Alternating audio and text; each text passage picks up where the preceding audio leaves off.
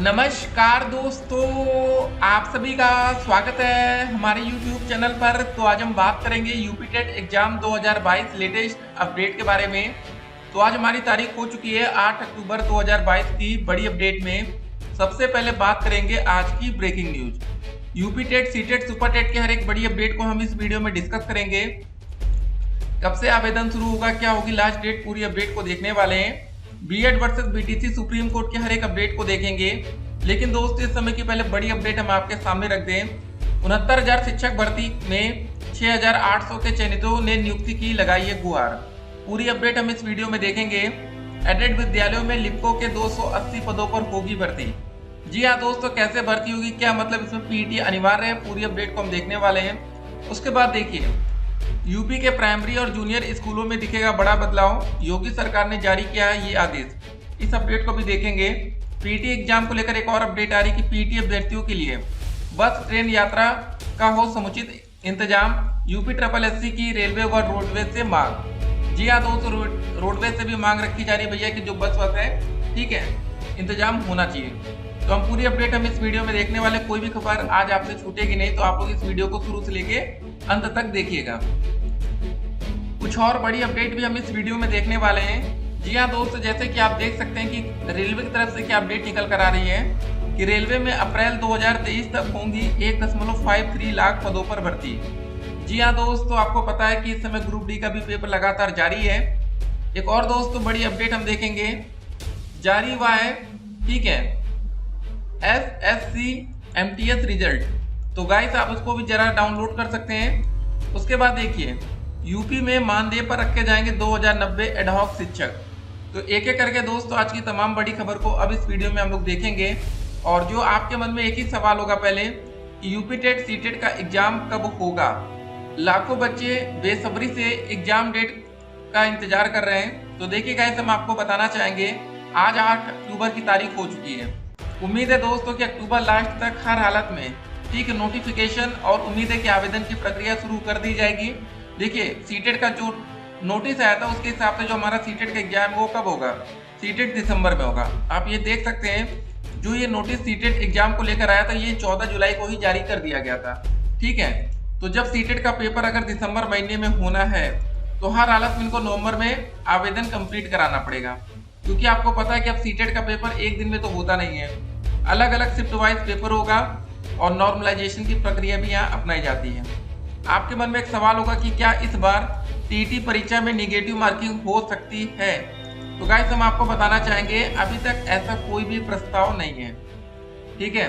और आपको पता है कि अगर आप इस बार टेट की परीक्षा पास कर लेंगे या पिछले वर्षों में भी पास कर रखी है आपने, तो अब उसकी वैलिडिटी लाइफ टाइम हो गई है। देखिए, लाइफ टाइम करके इन्हीं को फायदा मिल जाता है। देखिए, अगर किसी चीज की वैलिडिटी 5 साल हो या 7 साल हो, तब जब बच्चे 1 साल परीक्षा पास कर लेते हैं टेट का, 2-3 साल 4 साल बचता है, तो बच्चे परेशान होने लगते हैं कि वैकेंसी जल्द से जल्द आ जाए, नहीं तो उनका टेट का सर्टिफिकेट खराब हो जाएगा। लेकिन अब आजकल की सरकारें होशियारी करके इसकी वैलिडिटी लाइफ टाइम करती है कि बच्चे मतलब कुछ मांग ही ना करे ज्यादा। सोचिए, 69,000 शिक्षक भर्ती 2018 में आई थी, प्राथमिक में बड़ी वैकेंसी थी, लेकिन इतने सालों से वैकेंसी नहीं आई। 2019 पूरा निकल गया, 2020 पूरा निकल गया, 2021 पूरा निकल गया, 2022 भी दोस्तों लगभग समाप्ति की ओर है। 4 साल पूरे बीत जाएंगे लेकिन वैकेंसी अभी तक एक भी नहीं आई उसके बाद, ठीक है। तो अगर आप ओबीसी कैटेगरी, एससी कैटेगरी आरक्षण के अंतर्गत आते हैं तो जरा इस अपडेट को देखिए। प्रयागराज से अपडेट है कि 69,000 शिक्षक भर्ती में आरक्षण विसंगति के कारण छूटे और 6,800 की सूची में शामिल अभ्यर्थियों ने नियुक्ति की मांग को लेकर शुक्रवार को मुख्यमंत्री, खेल मंत्री गिरीश यादव, विधायक सिद्धार्थ नाथ सिंह एवं एमएलसी सुरेंद्र चौधरी को ज्ञापन दिया। अभ्यर्थियों को जल्द समाधान का आश्वासन मिला है। तो दोस्तों आप देख सकते हैं कि बच्चे लगातार परेशान हो रहे हैं। और आपको बताना चाहेंगे कि इन बच्चों का भैया एक महीने में 40,000 रुपये से भी ज़्यादा का नुकसान हो रहा है। क्योंकि जब ये बच्चे नौकरी पा जाएंगे तो इनको पर मंथ सैलरी मिलना शुरू हो जाएगा ना। इतने दिन से इन बच्चों को नौकरी नहीं मिल रही, तो सीधी सी बात है, सैलरी रुकी पड़ी है। तो सोचिए, इतने बड़े बड़े नुकसान हो रहे हैं, ठीक है। तो इस अपडेट को जरा देखते हैं हम लोग, मानदेय पर रखे जाएंगे। प्रयागराज से अपडेट है कि सुप्रीम कोर्ट के आदेश के बाद नौकरी से बाहर किए गए सहायता प्राप्त माध्यमिक विद्यालयों के 2090 तदर्थ शिक्षकों को मानदेय पर रखने की तैयारी है। माध्यमिक शिक्षा निदेशालय की ओर से तदर्थ शिक्षकों को निश्चित मानदेय पर रखने का प्रस्ताव शासन को भेजा गया है। कॉलेज प्रबंधकों ने नियम विरुद्ध तरीके से इनकी नियुक्ति की थी। ठीक है, तो ये दोस्तों मामला था। सुप्रीम कोर्ट के आदेश पर निरस्त कर दी गई थी इनकी नियुक्ति। नियम विरुद्ध प्रबंधन ने कर दी थी इन शिक्षकों की नियुक्ति। सहानुभूति के आधार पर इन्हें अब मानदेय पर रखने की तैयारी है। 4 महीने से नहीं मिला तदर्थ शिक्षकों का वेतन। तो दोस्त ये सब मामला होता है जब आगे चलकर आप लोग नौकरी पाएंगे तब बहुत सी चीजें आपको देखने को मिलेगी। पीटी एग्जाम को लेकर क्या अपडेट है?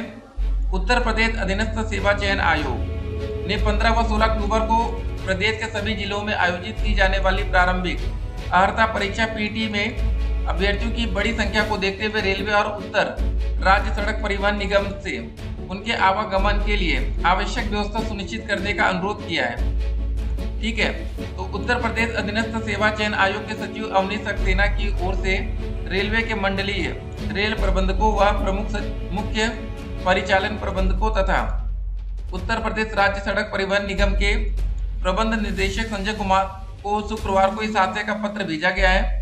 तो दोस्त ये सब मामला है। सुरक्षा व्यवस्था सुनिश्चित करने का भी अनुरोध किया गया है। सभी जिलों के परीक्षा केंद्रों पर परीक्षा में शामिल होने के लिए प्रायः सभी जिलों या आसपास के जिलों के अभ्यर्थी यात्रा करेंगे। उन्होंने रेलवे के अधिकारियों से अभ्यर्थियों की संख्या को देखते हुए समुचित संख्या में ट्रेनों के संचालन और सभी रेलवे स्टेशनों पर सुरक्षा व्यवस्था सुनिश्चित करने का अनुरोध किया है। योगी सरकार से शिकायत कर रहे हैं अभ्यर्थी। उत्तर प्रदेश अधीनस्थ सेवा चयन आयोग 15 और 16 अक्टूबर को पीटी परीक्षा आयोजित करने जा रहा है। पीटी एडमिट कार्ड जारी किए जा चुके हैं। इस बार परीक्षा में रिकॉर्ड तोड़ युवाओं ने आवेदन किया है। एग्जाम सेंटर को लेकर परीक्षार्थी में काफी गुस्सा है। कई परीक्षार्थियों ने सोशल मीडिया पर शिकायत की है कि उनका परीक्षा केंद्र काफी दूर रखा गया है, ऐसे में एग्जाम देना संभव नहीं है। ट्रेन में सीटें उपलब्ध नहीं है। अभ्यर्थी सीएम योगी आदित्यनाथ और सीएम ऑफिसर को टैग करते हुए परीक्षा केंद्र पुनर्निर्धारित करने की मांग कर रहे हैं। अब क्या दोस्तों बदलाव देखने को मिल सकता है? यूपी के सरकारी प्राइमरी और जूनियर स्कूलों की व्यवस्था में जल्द ही बड़ा बदलाव देखने को मिल सकता है। योगी सरकार ने यूपी के निजी विद्यालय या मान्यता प्राप्त संस्थानों के लिए अपने पास के सरकारी प्राइमरी और जूनियर स्कूलों को गोद लेने का आदेश जारी किया है। राष्ट्रीय शिक्षा नीति के द्विलिंग के सिद्धांत का पालन करने के लिए बेसिक शिक्षा विभाग के प्रमुख सचिव दीपक कुमार ने गुरुवार को यह आदेश जारी किया। इसके तहत 5 से लेकर 8 किलोमीटर के दायरे में स्थित सरकारी प्राइमरी या जूनियर स्कूलों के साथ ट्यूनिंग की जाएगी। ठीक है, तो ये दोस्तों मामला है। उसके बाद देखिए एडेड विद्यालयों में लिपिकों के 280 पदों पर भर्ती। जरा इसको समझ लीजिए। प्रदेश के अशासकीय सहायता प्राप्त एडेड माध्यमिक विद्यालयों में लिपिकों के 280 पदों पर भर्ती होगी। जिलों से मिले प्रस्ताव को माध्यमिक शिक्षा निदेशालय ने हरी झंडी दे दी है। अब जिलों में विद्यालय स्तर पर भर्ती प्रक्रिया 16 जनवरी 2023 तक पूरी की जाएगी। माध्यमिक शिक्षा निदेशक डॉक्टर सरिता तिवारी ने बताया कि DIOS की अनुमति से संस्था स्तर पर प्रबंधक द्वारा भर्ती प्रक्रिया पूरी कराई जाएगी। ठीक है, ये सब मामला है। जरा देख लीजिए कि भर्ती प्रक्रिया में उत्तर प्रदेश अधीनस्थ सेवा चयन आयोग की प्रारंभिक अर्हता परीक्षा पीटी में कम से कम 50% स्कोर प्राप्त अभ्यर्थी ही आवेदन कर सकेंगे। पीटी के स्कोर के आधार पर ही आवेदकों की मेरिट तैयार होगी। मेरिट के आधार पर एक पद के सापेक्ष 10 आवेदकों को कंप्यूटर टंकन परीक्षा में शामिल किया जाएगा, टाइपिंग मतलब। फिर उनकी मेरिट बनाकर पदों के सापेक्ष 3 गुना अभ्यर्थियों को साक्षात्कार के लिए बुलाया जाएगा। साक्षात्कार के बाद 17 सितंबर तक मेरिट दिसंबर तक मतलब ठीक है 17 दिसंबर तक मेरिट की सूची तैयार हो जाएगी। इसके बाद चयनितों सूची DIOS को भेजी जाएगी और वहां से इसे मंडलीय समिति को भेजा जाएगा। तो ये दोस्तों पूरा प्रोसेस है नौकरी पाने का। मतलब पहले दोस्तों कंडीशन ये है कि आपका क्या होना चाहिए, पेट में कम से कम कितना होना चाहिए, 50% स्कोर होना चाहिए। अगर आप ये क्वालिफाई करते हैं तो 10 गुना बच्चों को 200 फीट टाइपिंग के लिए भेजा जाएगा। जो बच्चे टाइपिंग क्लियर कर लेंगे उसमें 3 गुना बच्चों को इंटरव्यू के लिए भेजा जाएगा। उसके बाद आगे का प्रोसेस होगा। तो गाइस तब आपके मन में एक ही सवाल होगा वीडियो के अंत में कि भैया आप लोग का सेफ जोन क्या रहता है। सभी बच्चे हर दिन एक ही सवाल, ठीक है गाइस। देखिए सेफ जोन डिपेंड करेगा वैकेंसी को लेकर। अगर वैकेंसी पहले बीच में आपने सुना होगा कि 17,000 पदों की बात हो रही थी। अगर 17,000 पदों पर आती है या 97,000 पदों पर, आप समझ सकते हैं कि 97,000 पद काफी ज्यादा है, 17,000 पद कम है। तो जितने ज्यादा पद होंगे उतने ही दोस्तों कट ऑफ कम होने लगती है, ठीक है। लेकिन जब पदों की संख्या कम हो जाएगी तो कट ऑफ हाई चली जाएगी। सीधी सी मतलब ये है कि अगर 97,000 पदों पर वैकेंसी आती तो हो सकता है कि जनरल में 70 नंबर पाने वाले बच्चे नौकरी पा जाए। लेकिन अगर वही दोस्तों 17,000 पदों पर वैकेंसी आएगी तो जनरल में अगर आप 70 या 75 से भी कम नंबर रखते हैं तो नौकरी पाना आपके लिए मुश्किल हो जाएगा। तो ये मामला है, बस इसको समझिए। मिलेंगे एक और वीडियो में और भी अधिक जानकारी के साथ। तब तक के लिए stay connected. Have a nice day.